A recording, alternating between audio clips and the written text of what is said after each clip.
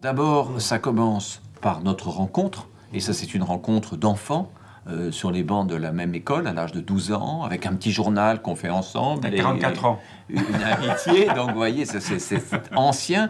Et puis, les cités obscures proprement dites, eh bien ça s'est fait quand François venait de commencer sa carrière de dessinateur, travaillait notamment avec son frère Luc. Moi j'avais publié 2 petits romans, et donc ça se passe vers 1980. On a l'idée de faire un livre ensemble, et on n'imagine pas, à l'époque où on bâtit ce premier livre, Les Murailles de Samaris, que cette série va se développer pendant tant d'années. Elle n'avait pas de limite, on avait juste l'envie de réussir un livre ensemble, puis on en a fait un second, un troisième, et petit à petit un univers s'est constitué. Mais quand vous dites série, c'est quand même une série assez originale. En général, une série, si on pense surtout aux séries célèbres de la bande dessinée franco-belge, c'est d'abord un caractère. Oui, mais c'est une des choses d'ailleurs que je me souviens vraiment bien qu'on s'est dit, Benoît et moi, c'est qu'on ne voulait pas un personnage central. On avait envie de vraiment un univers, et surtout que chaque livre soit un peu autonome.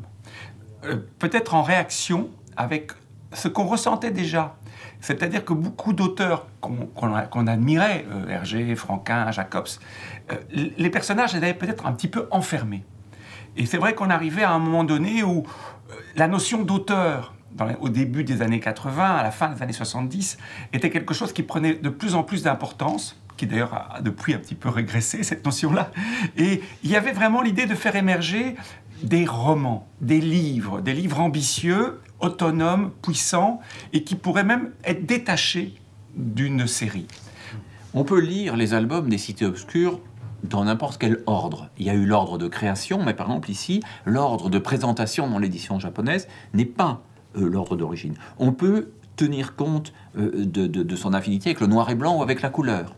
Dans la BD européenne, mais aussi les grandes séries japonaises, comme par exemple celle de Urasawa, enfin toutes les séries feuilletonesques, imposent qu'on suive l'ordre.